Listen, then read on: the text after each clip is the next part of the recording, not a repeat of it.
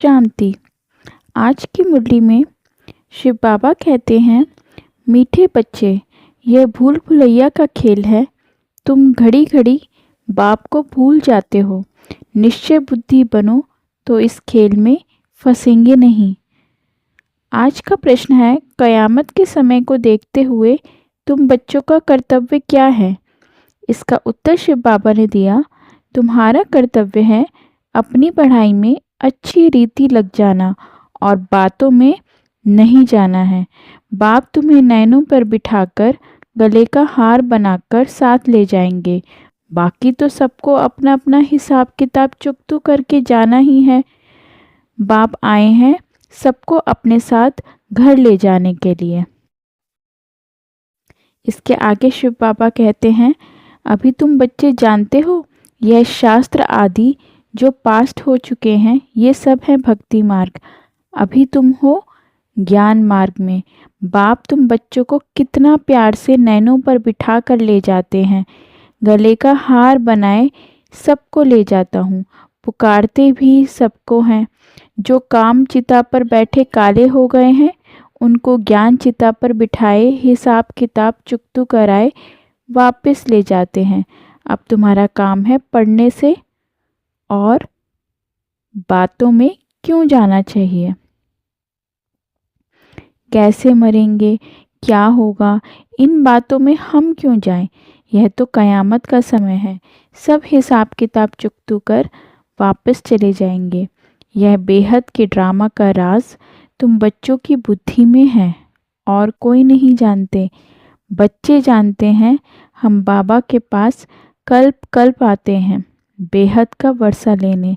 हम जीव की आत्माएं हैं।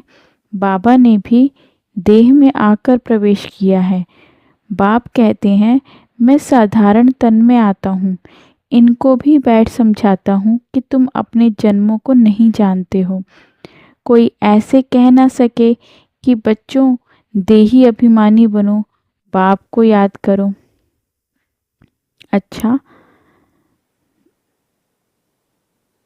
धारणा के लिए मुख्य सार।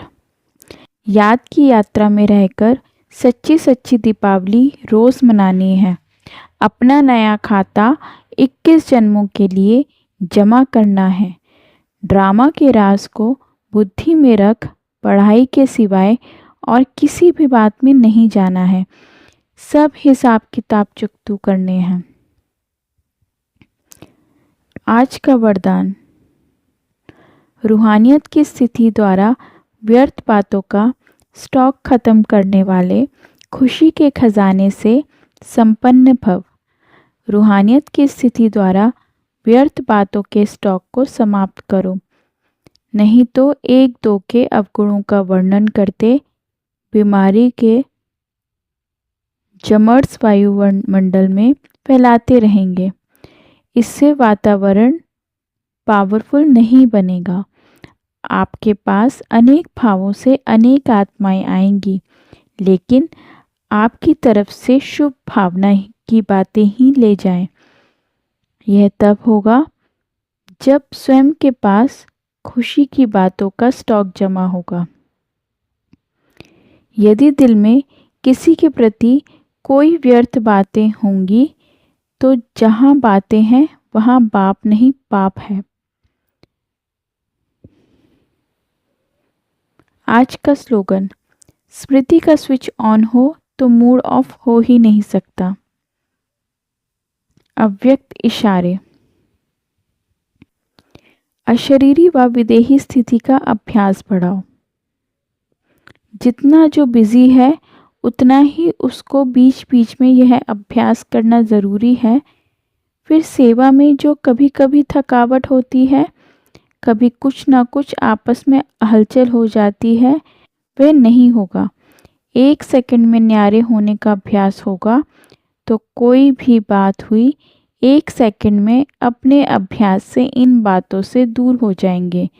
सोचा और हुआ, युद्ध नहीं करना पड़ेगा। ओम शांति।